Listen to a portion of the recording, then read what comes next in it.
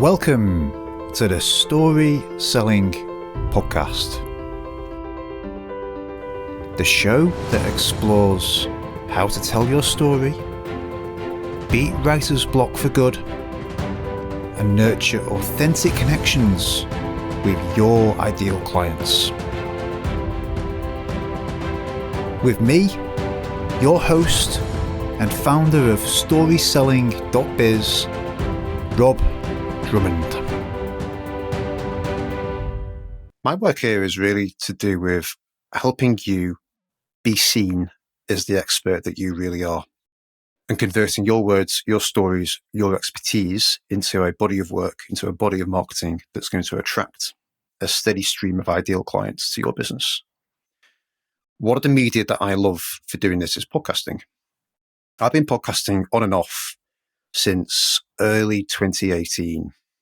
And it's a bit of a slow burn podcasting. You know, when people ask you, is this worth doing? Is this going to generate me clients? It's like, well, it doesn't feel like it is for a long time. And then all of a sudden, an ideal client will come out of the woodwork and they'll say, oh yeah, I like binge listened to like 17 episodes on a flight from the US to Europe. I'm like, oh, did you? That's interesting. So I think what podcasting does, and the reason it lends itself to expertise-based marketing, is it allows people to come deep with you into your topic, to your perspective. It allows you to really lean in on a deeper level. Another reason I like it is because it builds up a body of work that you can repurpose into other formats. So the last time I updated my simple story selling book, a lot of the updates, a lot of the new content came from podcast episodes that I'd recorded over the previous year. So yes, we're doing podcasting to promote the podcast itself and encourage people to listen to it. But you can also get hold of the transcript and then use the transcript for other formats. However, having said all this, podcasting can be a bit of a time drain. You know, I think people get into it.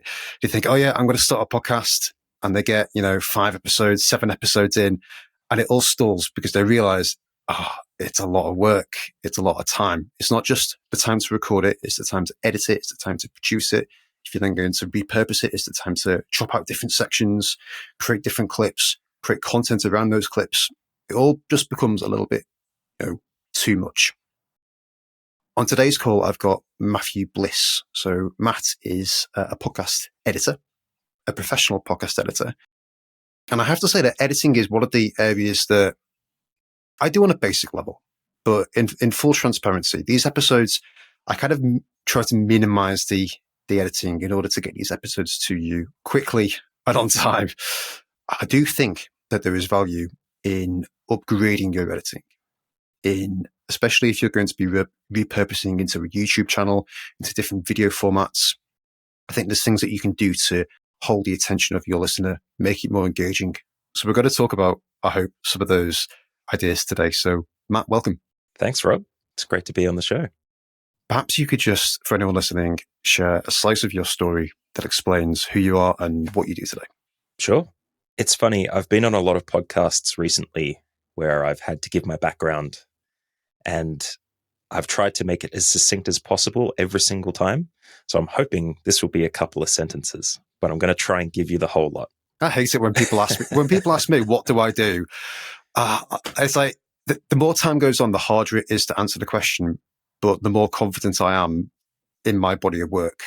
So it's this weird thing. But anyway. Well, look, as a generalist in my career and having to find a job where I am currently, it is almost impossible to pitch yourself as a potential employee with a bunch of different skills and a very unusual background that leads to something that coalesces into a very unique individual that doesn't fit into a career that fits into a large organization. But that can be a podcast for another time.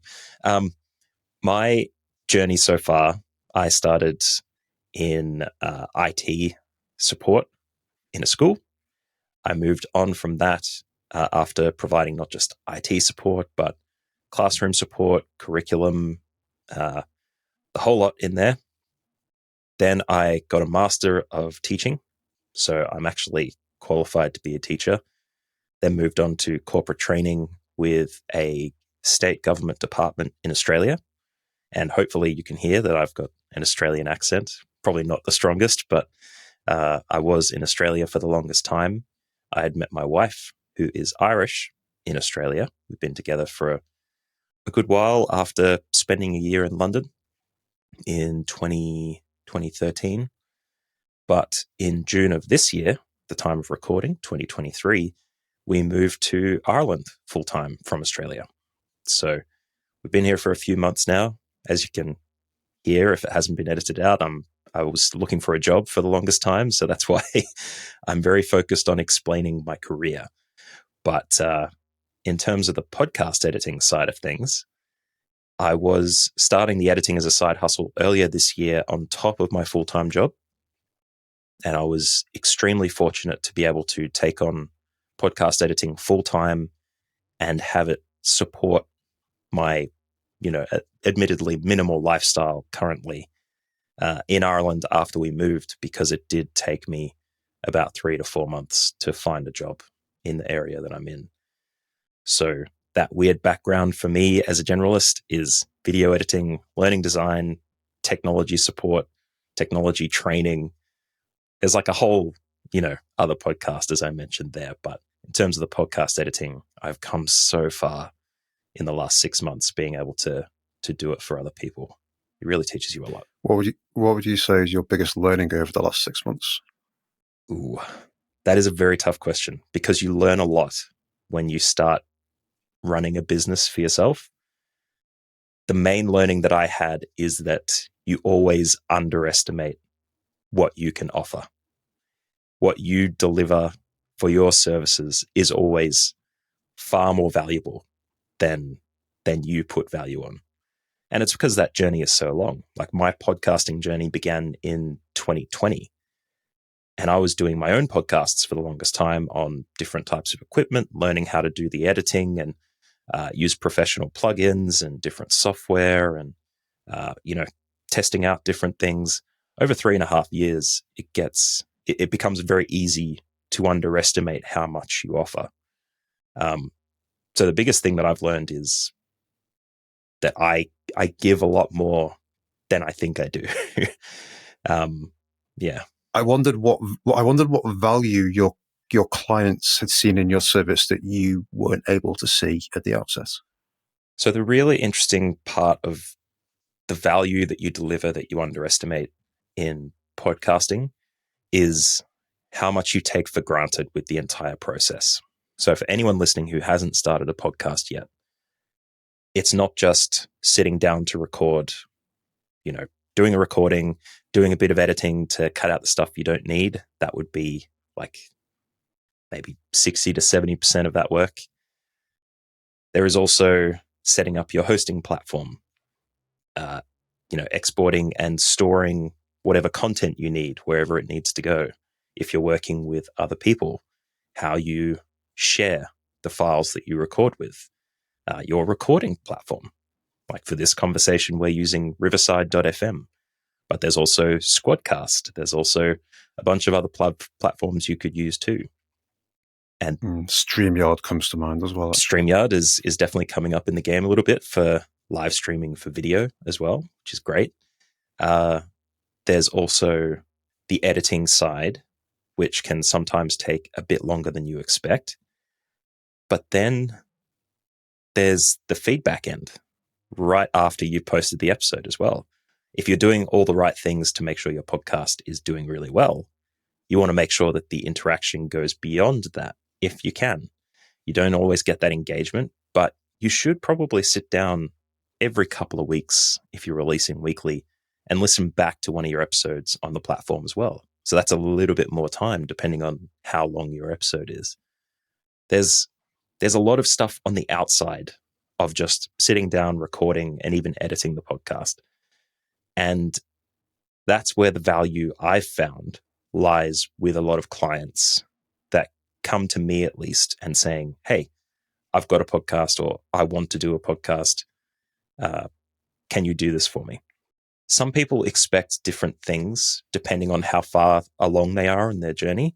Like I've got a client at the moment that is definitely capable of doing the editing stuff themselves. They're not coming to me because they're deficient in any way, but they just don't have time. So I step in and do the editing for them, send them the files, and they do everything else themselves. No bother there at all. I've also had clients come to me saying, I'd like to do my podcast next week. I've recorded a bunch of episodes already. I just need to edit them and post them. So can you help me with that? And I'm like, sure. I think editing means different things to different people. I think some people think it just means like clearing out a few ums and ahs. But other people, it might mean some kind of more fancy post-production where you're adding in music or you're rejigging the ordering of content. But perhaps, the first question is, well, what do you need? Very good question. But before I jump into that, I will say that actually I posted it on a Facebook comment in a podcasting community last night that there is often a question about whether people want to edit their podcast or not. Like some people just do a flat out record, upload it straight away, absolutely nothing on top. That's pretty much what Joe Rogan does. Yeah, but he's got the cred. Like there's receipts there, Yeah, that's he's true. done so many episodes with an established style that people are bought into that people kind of don't mind with the way that they format that. Plus, he has a live production team and all that stuff. So that makes life a bit easier. But for the person who's sitting, next to the window of a busy street and has some of that noise bleed, or, they have to run off and get the post, or their dog is barking in the background and they need to feed them or something like that. Not taking breaks to edit that stuff. Some people see it as authentic and genuine, which it absolutely is. Going back to it, that I don't think the question is whether you edit or not. I think the degrees of edits that you do is what lends to that authenticity. And for some, it will be removing ums, ahs, and silences. For some, it will be, adding some effects to improve the quality of the audio. And it doesn't even have to be a long time for you to make a measurable impact. So if anyone is listening to this episode and is thinking to themselves, I don't have time to edit. I've got a busy life. I just need to drop my message and get it out to people, and that's it. Spend 5 or 10 minutes on each episode. And even if it just improves it by 40%, it's well worth it. But now the time difference for editing can be 10 minutes all the way up to, 4.5 hours, depending on the length of the podcast. And for what you need to be able to edit those episodes, it will vary depending on your skill set and where you start as well. Because a lot of people, first off, you'd need your editing software, which in a platform like Riverside.fm, like we're using here, they have an internal editing component, which means that you can edit a clip together with, very simple, basic functionality. But realistically, if you want to put a good amount of effort into it, you need a DAW, or a digital audio workstation. And that kind of software is your Adobe Auditions, your PreSonus Studio One, I think it's called. You've got Audacity, which is available for free, and a lot of people are using quite a lot these days. That's what I use for mine, actually. Perfect. And it's a great place to start because it's very straightforward. It's open source, so there's a lot of information out there that people can tap into to use it. But once you've got that software, that's when you can start investigating and seeing what you would like to do to edit the episode. The first bits would be, cutting out bits that you don't want to include that isn't valuable, like big gaps. Maybe you repeat yourself. Maybe you say something the wrong way. You need to go back and chop it out to then repeat it and make yourself more succinct. There's also what I call the mastering, the audio mastering, which is the use of effects and plugins to improve the quality of the audio. And this is where that 5 to 10 minutes that you spend with a little bit of effort into the audio quality can really make a huge difference to the listener. And for those effects, you have things like compressors, you have noise gates, which are often useful when used the right way. You've got expanders, you have massively expensive plugin sets with background noise removal. You can remove mouth clicks, of which I have a lot of because, secret tip number one, don't drink coffee or dehydrating things while you're recording a podcast. I'm committing a cardinal sin here. If you can hear it, then that's what the problem is. So no coffee, just water. Yeah, using those effects, they can significantly improve the quality of the audio that you're delivering to your listener. So even if you don't cut out any of the content, if you can improve that experience for who is listening to what you're saying, then it makes a measurable improvement. And some of those plugins are so powerful. There's breath removal. The mouth click removal that you can do is literally magic. It has if I was making a recommendation to anyone, it would be to get the iZotope RX10 plugin set, or any RX, really. RX9 or 8, some people are still working with. But RX10 standard has a few plugins that are just magical. You literally just put them on your audio, dial the slider up from 1 to 10, and adjust as you go, and it just makes it so crisp. It's great. I think having poor audio quality, there's something insidious about it where it's not going to put people off straight away, but I think over time, it can just grate a little bit. So this is the funny thing about the human brain, which I've discovered. Working in podcast audio, my brain is now broken, where in real life and in audio, I can hear all of the little details that I would change myself, which is an eternal torment that I wouldn't wish on anybody. But the human brain can forgive a lot of these, little smudges on the audio that happen frequently. Like if I didn't mention mouth clicks that my audio potentially has, people may not even know.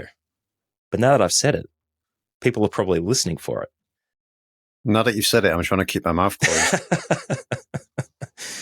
Yeah, it's one of those things. And that's the thing about podcast editing too. If you ever undertake it yourself, it starts off as kind of like a fog of war map kind of thing in a video game where at an initial glance, you see the things that immediately appear to you.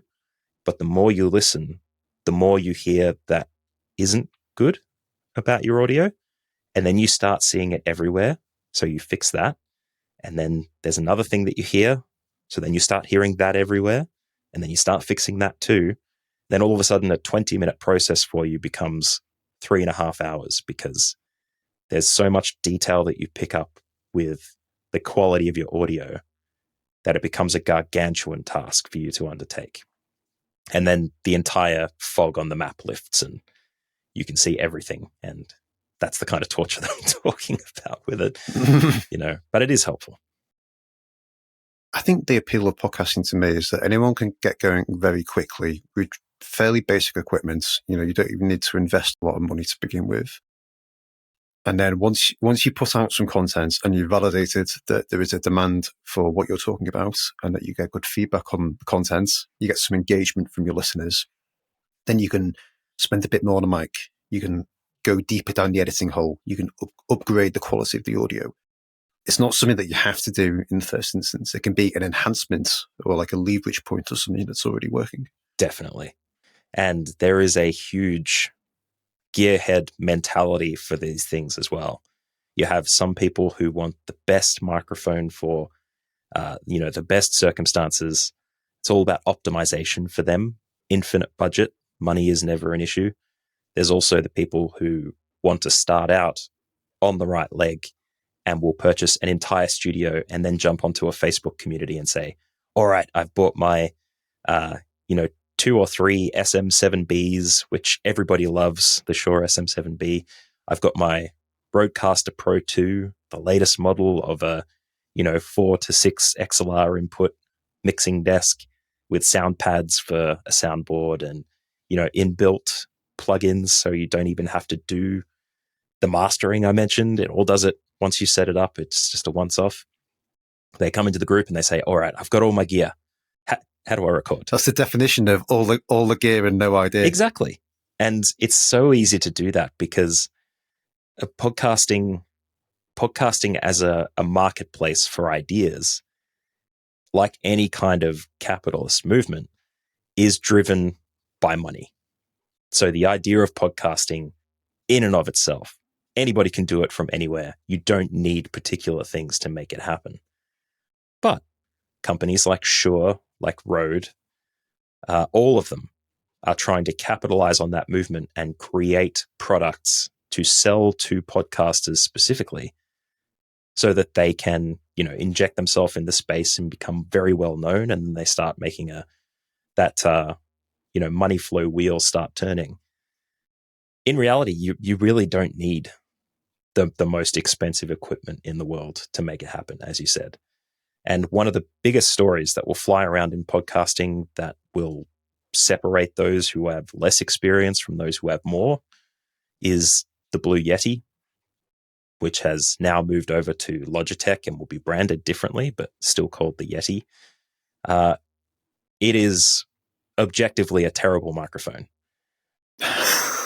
Let me clear that up right now, but I will clarify it later on. I've long suspected as much. Yeah. It's a microphone design that was created in 2011 or 2009, I think, and hasn't been iterated on in the last, do the math, 12, 13 years. But the name being out there, the marketing for it, people think podcasting or they think microphone, they think Blue Yeti. That's a marketing success story, even though the microphone is awful. Now, I say objectively awful because if you're comparing it with other microphones, it does sound terrible. Like, it takes a lot of work for it to sound professional. But I like to describe the Blue Yeti as a microphone that doesn't make good podcasts, but makes good podcasters. Because any podcaster using it, and almost every podcaster has used one at some point, it is very easy to pick up on those bad smudges in the audio that make it sound bad. And once you do, you have to work really, really hard to make it sound good. Subjectively good, And I say that because I had one. I made my workplace buy one for me when I was doing podcasting for them, and I used it for the longest time. And it took me about 2 years to get to a place where I could position the microphone, where I had treated my room to reduce echoes, where I had investigated enough to find out that you have to gain all the way down. The volume should be at its lowest. You have to be as close to the microphone as possible, but not too close that it's picking up all of your mouth movements and clicks and stuff. Having a pop filter because those plosives sound awful in the Yeti, all these things. And then in post-production, figuring out equalization and compression and noise gates and all that stuff. All of it is almost necessary with the Blue Yeti. So it helps you get to the stage where you can then purchase a more expensive microphone, which I did. I moved on from the Blue Yeti. I bought the Shure MV7X, which is an XLR version only of the USB version, the MV7. And before moving to Ireland, I bought the Electro Voice RE320, which is what I'm speaking on today. But that is an area of microphones that not everybody needs to go, because the USB only microphone has come so far in the last while. They're a bit expensive, like probably around 400 Australian, maybe 200 American. Mm. I'm not going to try and predict the British pound because I'm currently in euros. So give or take 25% VAT. But I don't like to think about the exchange rate very much. No, it's not fun. But suffice to say that the microphones can get expensive. But having said that, though, I do think there is a notable step up in quality just from having a slightly better microphone. Oh, yes, definitely. I'm probably somewhere in between. So, like, for the first few years of podcasting, I was using a fairly inexpensive condenser mic that maybe cost me about £30, £40, which was better than a headset. Mm. And then eventually I switched to this mic, which is a Rode condenser. And it's kind of the mid-level one. It's probably probably cost me about £200 or so. And then, you know, when you buy something, you listen back to the quality, and I'm like, oh, I should have done this. I should have done this a few years ago. Yes. Like it was an immediate gain. Whereas I think once you've had those gains, you're then looking at sort of smaller increases after that. Yeah. Yeah. Like with all things, you can make big gains and then it's always very small incremental increases after that. My progression with microphones was more so the quality of my voice and how it sounded in even raw before I did any post-production to it. So the Blue Yeti was what it was. I moved on as fast as I could from that once I figured out all that stuff. The Shure MV7X that I had, it had a broadcast quality to it, which meant it had very high bass and it wasn't very clear at the top end. We can explain all those EQ and frequency curves at some point if you prefer. Just let me know. But that bassy tone is very strong in the MV7X and the Shure SM7B.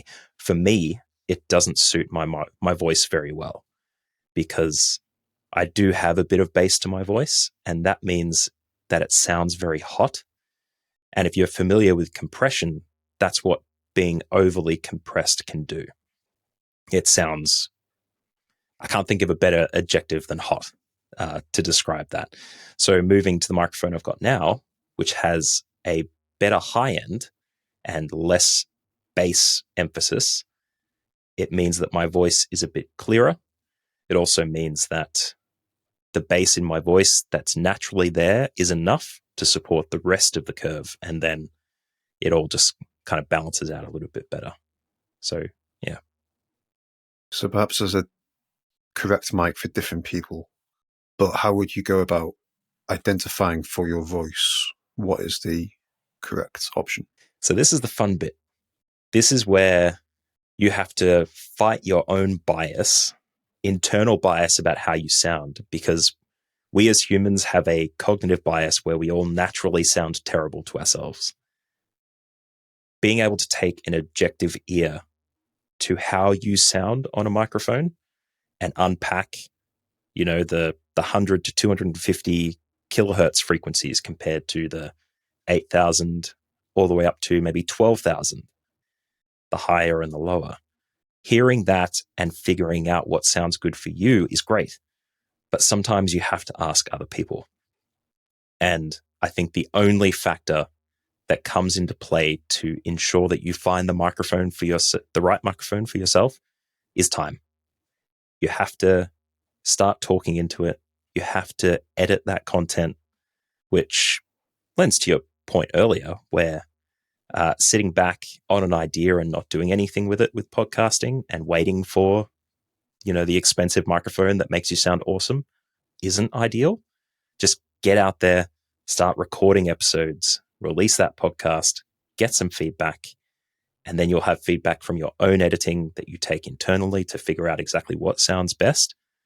And all that takes time and effort. So getting out there and releasing stuff, testing out different microphones is a great thing. I have heard stories. I was a COVID podcaster because we were in the lockdowns. I started at the end of 2020, but I have been told that music stores did offer, some of them offered the ability for you to test microphones in a booth, but in a post-COVID world where things can be transmitted, over air and through contact with saliva and things like that, the ability to test microphones before you purchase them may not be the most readily available thing anymore, which is unfortunate.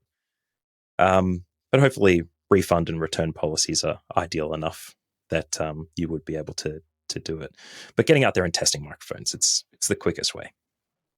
So don't just go to Facebook and put up a post saying, which is the best microphone?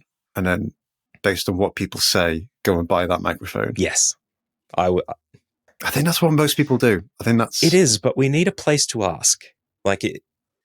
Whilst also not knowing how to ask for what the best microphone would be, You also haven't spoken into a microphone or heard yourself speaking before and don't know how to articulate the needs of your voice, which is the stuff I was describing before. I have a very bassy voice, so I know that I need something with lower emphasis on the bass and higher in the high end. If you don't know that about your voice, you can't pitch it to a community and say, hey, I have a very broadcast style voice already, doesn't need much editing. I have some, I have a bit of sibilance, some peaks in the, 5,000 to 8,000 kilohertz range. I need USB only. I don't have an audio interface. My room is untreated. It doesn't absorb any reverb. What microphone do I need? That's a very nuanced, detailed question. Super detailed. The way you phrased it. Yeah. That's the question. Even if you pitch that much detail to a community of people like a podcasting one on Facebook or even Reddit, or, there's a Discord that you can be part of in many different genres of podcasting where you ask that question, and everyone's got their own opinion. And what you'll find is that even though they can articulate for their own voice what they need, they can't understand what you need. So you're going to get, oh, I've used the Blue Yeti for 3 years and it's been great. I haven't had any problems with it. You'll also have your, oh, well, I bought the Neumann U87 AI a couple of years ago and it's done wonders for me. That is, the Neumann U87 is a $3,500 microphone. That's often, it's the staple for music studios. And I've had the opportunity to edit one, and the detail it collects is amazing. But if you're just starting in your basement with your kids playing around upstairs, you're not going to buy a $3,500 microphone. So you'll get people's experiences and their opinions that have been gathered in the hive mind mentality from the internet. And that's when you end up with the Shure SM7B, because everyone sees it on a podcast. People start podcasts with it because they see everyone else with it. And then all of a sudden, it just pervades that way. So all that is to say, throw the question out there if you want to, but take every response with a grain of salt. There's an analogy here to people who ask, which email marketing system should I use? Is MailChimp better than Keep? But there's not enough detail in the question that pertains to your situation and what you're using it for and what you're trying to do with it. So then again, you get people volunteering their experience, and it leads to this thing as well, where it's the same thing, or people see other people in their market using ActiveCampaign or some particular tool, so then they buy ActiveCampaign because they can see other people using it, and it all missed the detail in the question. And the value placed on what other people use and the way they talk about it is part of that too, right? So you have your MailChimpers out there who are saying, MailChimp does all the things that I need to do. People project themselves onto that person and say, I'm looking to do those things, so MailChimp must be the best. But you don't know all the decisions they went through to come to that. Let's go back to the U87 $3,500 microphone. A throwaway Facebook comment about the U87 could be like, okay, that's an awesome microphone. What you don't know is that person has 20 to 25 years of radio broadcast experience, is working for a massive podcast network, maybe NPR or something like that in America, and they didn't actually have to buy the microphone. They work in a professional studio, so that's how they get that. It's also the same with the DAWs, the software you use to edit podcasts as well. Some people talk about how Adobe Audition is better than Persona Studio One, or better than DaVinci Resolve with its Fairlight function. But all of them do the same thing in the end. The only thing that's different is the stuff that's available by default in the platform. So you're absolutely right. Like, if you say, what's the best CRM for my circumstance, that's not actually what you're asking. And the person hearing it answers not the question, but their circumstance. And then, it just becomes people talking past each other. which isn't valuable. Something else I wanted to mention as well was the more podcasting you do, the more you'll become experienced at editing and hearing the things that you need to improve. But also the more you podcast, the better you get at doing it. And whether that's you talking monologue to a microphone or whether that's you interviewing a guest, I think there's some value in just getting going and then becoming more adept at recording without having to edit lots and lots in the post-production. Definitely. That is a technique that I ended up using with my podcast, Dead Drop Game News, which I've been dithering over the last couple of months about whether to continue. I don't think it will. But that one is a 10 minutes, a few times a week video game news show where I, script out summaries of video game news from, across the industry, read it out, record it, and then post it. That is the culmination of my collective effort over the last 3.5 years of editing, dialing in my voice, getting the presets right, and basically creating a template to the point where, all things being equal and having a prepared environment, means all I need to do is talk, maybe chop out the time I've had to repeat or said a word wrong, and then export and post. Like, it takes literally no time, at least in terms of editing. But that's all those things being taken into account. What you'll probably find as you edit more and more is that you start working on your workflow, which I think is one of the most valuable aspects of any editor's toolkit.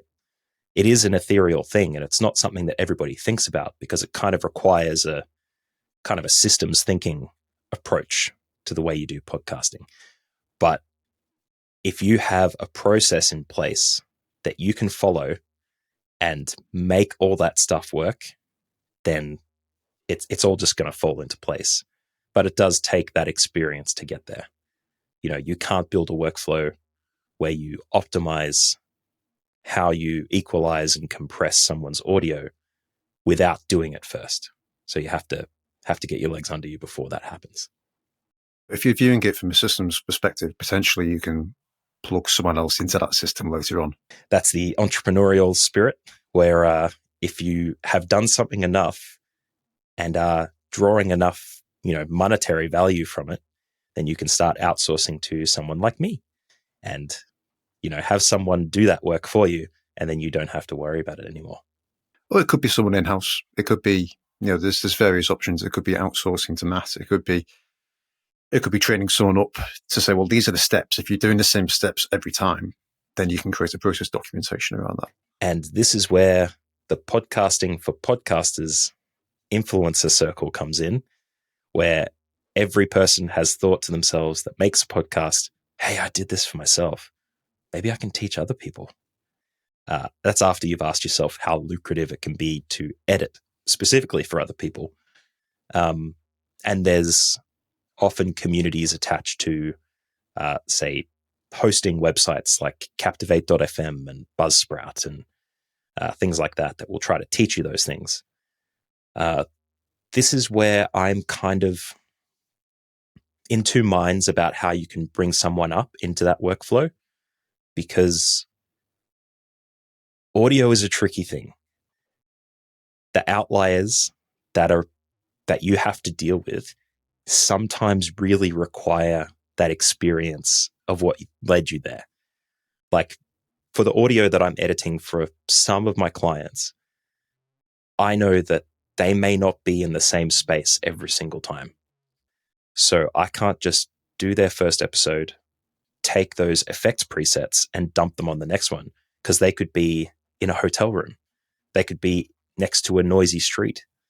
They might have had to disassemble their entire computer setup, put it back together, and then the live effects that they run to, do stuff to their microphone before it gets to me may not work this time. So I have to do it differently.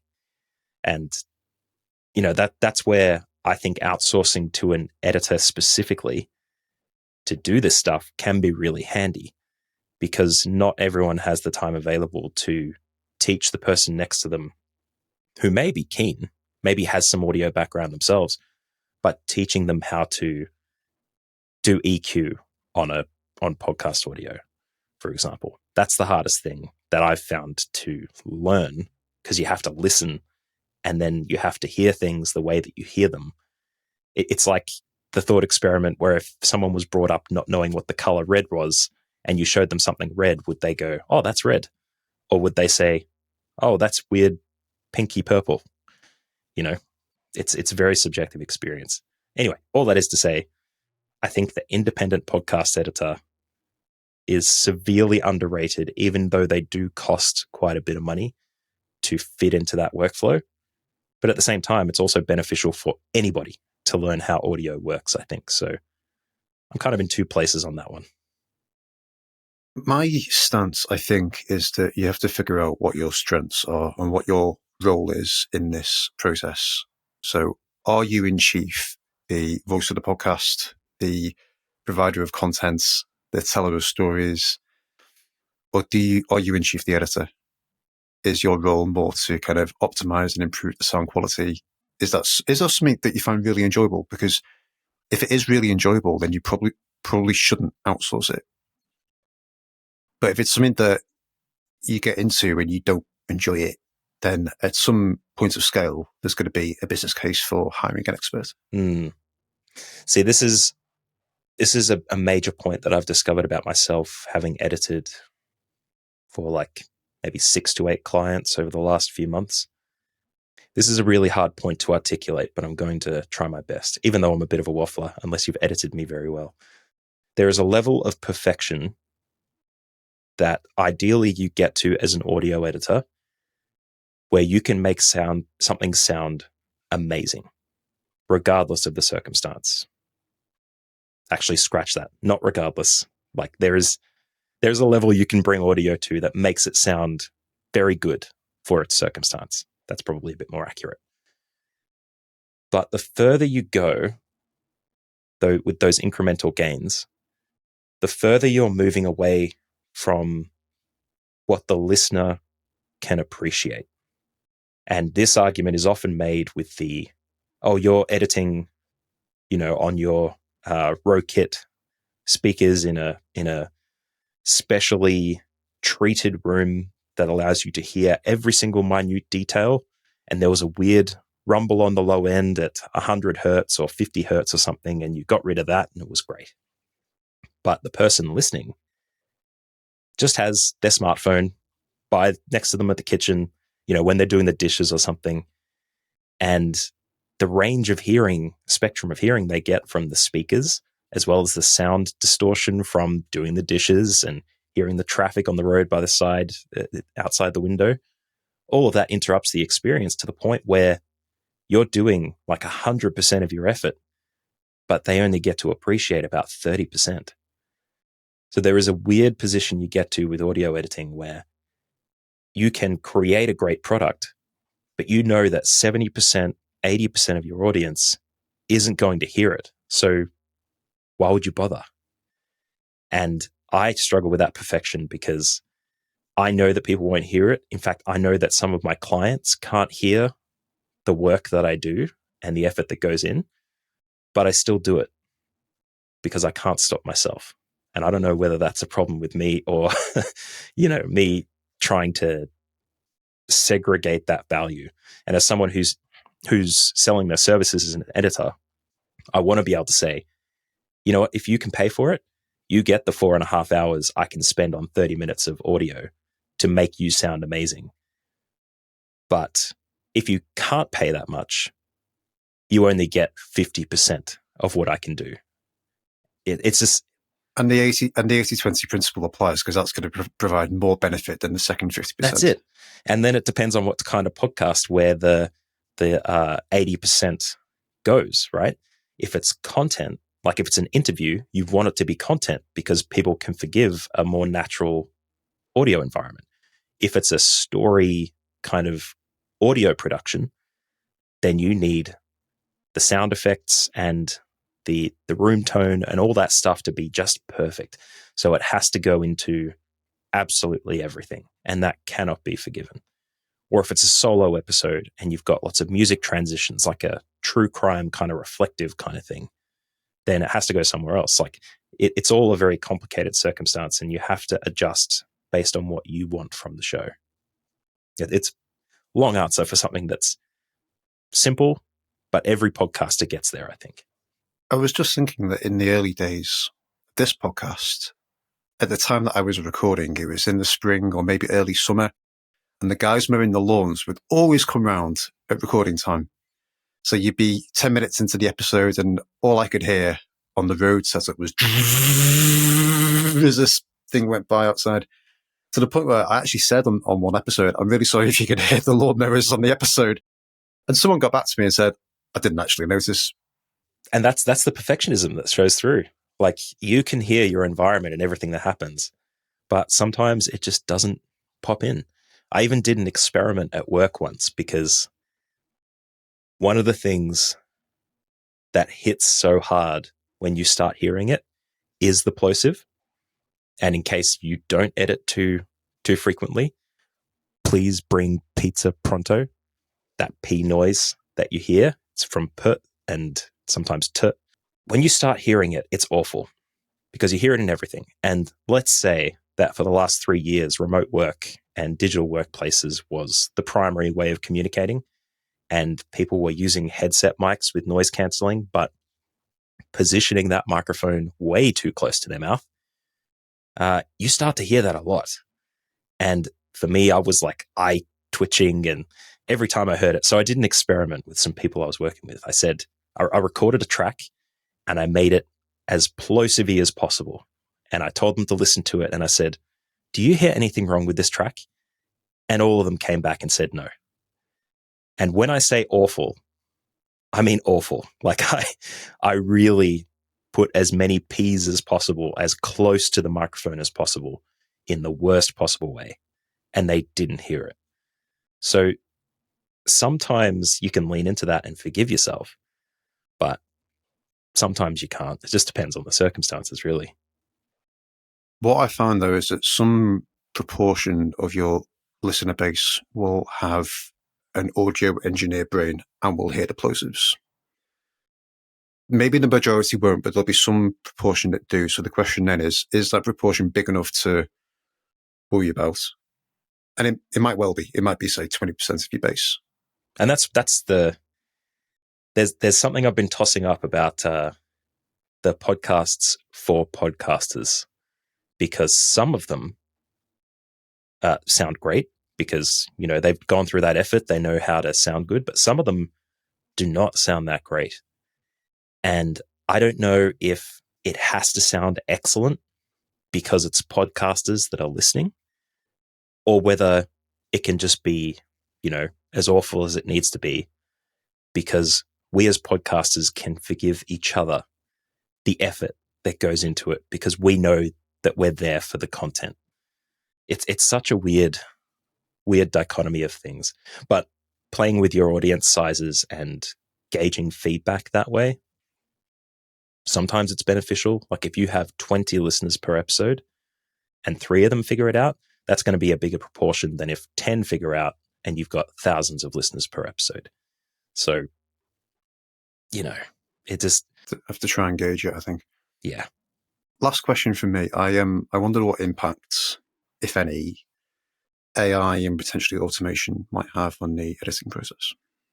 This is a fun one because where AI first came out as a podcasting application was the improvement of audio, which has been a godsend for a lot of people. The 2 big ones, Descript, which is a transcript-based audio editor bit of software, works in the cloud. You can use it on your device too.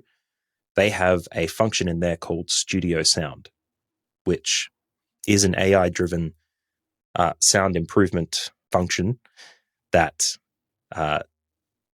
does okay. Sometimes it doesn't do the best, but it removes background noise. It improves the quality of audio. For the most part, the bit that I find most valuable is that it adds into the voice things that would be missing.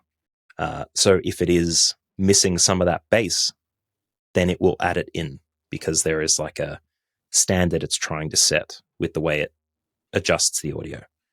And you can't manually add that stuff yourself. Like there's no way to do what this AI stuff is doing yourself. Like you just can't add what isn't there. Studio Sound is one. The other one, which is still currently in beta as far as I know, is the Adobe Enhance, Podcast Enhance. I think they keep changing the name. In any case, if you look up Adobe Podcast Audio Enhance or something like that on Google, you'll be able to find that. And that's the same thing. You upload some audio, it does some AI work to it. And both of those tools have a slider where you can tell it how much you want it to do to the audio, export it, and you're good to go. But obviously with ChatGPT and OpenAI coming out and everybody creating a product, there is a tool to create your show notes. There's a tool to create blog posts, Twitter threads, social posts, all of that built from the transcript of the audio. Transcription is the biggest part, where previously you had to go to like an actual transcriber, pay them to listen to it and type it out. I used to do it manually in the early days. Yeah. And that's why sometimes scripting your episode is great, because then you have your transcript ready to go. Ideal for solo episodes, not for interview conversations. But that is far simpler than it used to be and far more accurate. And then you have the social media side where you have endless applications that will analyze a transcript, extract portions of it, and allow you to build, 30-second to a minute long verticals for your TikToks and your Reels and things like that. And they'll do things to it that will make it, in sneer quotes, engaging, like different text font styles and coloring that font and making things pop and adding GIFs and things like that. All of that can be done through AI too. So I haven't shared my opinion on it yet. And that's mostly because I'm still building that opinion. I actually just subscribed to use ChatGPT 4 after OpenAI just had a big release of the stuff that it can do now. So I'm going to play with it a bit more. And I know of people who use AI for stuff too. My advice to anyone who is looking to use it would be to say that it can't do what you can do. There are people experimenting with entirely AI-driven podcasts, with voice synthesized podcast transcription scripts, built entirely through AI, processed through synthetic voice, and then released and uploaded all through AI where the person doesn't even touch it. Is that what you want? Feels a bit like searching for El Dorado. It's the eternal journey for the podcaster is, how can I do this in less time? But if you are sacrificing things to get there, then I would ask, is it actually saving you time? My critique on the copywriting side has been recently that it lacks wisdom, it lacks judgment, it can't do you. Oh yeah. It doesn't know your backstory. And there's always echoes of your past in the current version of you. And it's blind to that. I've been fairly impressed with Cast Magic recently in terms of getting a high quality transcript very quickly and then starting to repurpose that into different formats. So I think that's also coming along. Yes, I'd agree. But yeah, I think people are expecting too much. Yeah, and then this can be a huge conversation. Maybe bring me back for another episode and we can talk about it, unless you've had someone else on to do it, because the whole creator economy around this, like doing things quickly en masse for a very small price, it impacts everything else as well. Like the Mr. Beast of things, where everyone uses that text because everyone knows, not text, that font style is associated with Mr. Beast. And so everybody's using that font because they want to get those Mr. Beast points for anything they put on YouTube Shorts, for example. Everybody uses it, becomes saturated. All of a sudden, you don't stand out at all, and people find it easier to flick away from the content that you're trying to share. And if it's easier to flick, it's not engaging them. But how do you engage or disrupt engagement for long enough in a society that's entirely driven by the attention economy. All of this stuff kind of coalesces with AI doing things not through, a cognitive approach to separating yourself from what makes what looks different. I'm having a lot of trouble articulating this in a way that doesn't completely disrupt the episode and make this go for 3 hours. So I'm just going to finish it there. But, I think there's a difference between using podcasting to attract a new audience and using podcasting to deepen a relationship with people who already know you to a degree. There is, and there's arguments to be made that at this very moment, people are feeding entire transcripts of their show into what is being called by OpenAI as GPTs to create chatbots that allow you to query a person. It's like building your own, isn't it? And it's much easier than it used to be. I was part of a 8-month-long virtual assistant project where I used to work that failed because the money investment was too big. But now you get a $20 US per month subscription to create a GPT, deploy it, and you can have a chatbot on your website where people can ask you what they want to know based on all of this information you can push into it. Like, it's crazy. And for audience engagement, that can be unreal. But at what cost? It's an interesting discussion. Let's leave it here, Matt. How do people get in touch with you, find out more about your work? If you want to hear a podcast that I'm particularly proud of, that I think is the peak of my podcasting career, I'm doing one with my wife at the moment. It's currently on hiatus. We'll be coming back shortly, called From My Home to Yours, available anywhere you get your podcasts. It's about our journey from Australia to Ireland and all of the things that we need to do as expats and repats to get things started. If you want to get in touch with me to organize a consultation, you can go to mbpod.com. That's matthewblisspod.com, and set up a consultation time. Or if you'd like me to edit for you, I'm currently not taking on as many clients as I used to because I have managed to get a full-time job. Yay. But if you are interested in talking to me, you can contact me via the website as well. That's mbpod.com. So if you're about to go to Facebook and ask which mic is better, the Blue Yeti or the Rode, don't do that. Go and book a consultation with Matt first. Or just put hashtag storytelling with Rob in the post. And when I see it, I'll tell you off for going there and send you back to the episode. Good stuff. I just wanted to add before we go that it's interesting. We haven't really touched on your journey from Australia to Ireland, but location is one of the writing prompts I get my writers to think about in terms of where have you spent time in your life that matters to you? And what is it that you associate with those places? Because often that's a rich, if you're thinking of stories to illustrate your podcast with, to illustrate the points that you're making, that can be a way of thinking about, well, where have you spent time? What happened in those places? Who did you meet? And how can you illustrate your message with those stories? So you're asking me what would inform From My Home to Yours specifically? Possibly, but if you're planning out your episodes, and my argument is that planning the content is, in some respects, the primary starting point. I think editing sits on top of that. Yes. But then you've still got to make it interesting. You've still got to illustrate what you're saying with example. And actually, it's the stories that kind of pull people in and let them get to know you.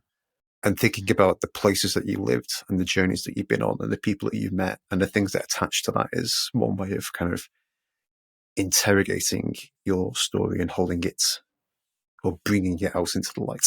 So without it being a long answer, that's probably why From My Home to Yours is so enjoyable for the people that stick around, because it's not just us sharing tips and advice. We're also sharing which part of our journey we're on. So the first 5 to 6 episodes, I think it's 6, are in Australia. We're packing up the house. We're doing everything we need to do to get set up before we go. And now we're in Ireland, and we've been telling people we're currently living with with my wife's parents, and now we've moved to where we intend to stay. This is what the rental has been like. So that kind of positional story has been clear. But I'd also argue that the editing can help too. There was an episode that was entirely voice notes recorded from my phone at different aspects of the journey, from cleaning up the house and handing over the keys to the real estate agent because we're still getting it rented out, and all the way to being on the plane in my parents, landing at Dublin Airport. We got an episode with all of those strung together with interstitial audio of magpies and nature and stuff like that. We also cut in different bits of Irish television. That's been pretty funny, that we like to talk about the sayings and stuff. So I think there's a bit of column A and column B there. Great. Well, I look forward to listening to it. And yeah, thanks. It's been great. We'll have you back on soon. Sounds good. Thanks, Rob. If you've enjoyed this episode of the Story Selling Podcast, you'll want to make sure you're on my email list. Head to storyselling.biz/podcast, where you can opt in to future episode notifications and also download my Lead Incubator Blueprint. You can also find my book, Simple Story Selling, on Amazon in paperback and Kindle formats. Thank you for listening, and I'll speak to you next time.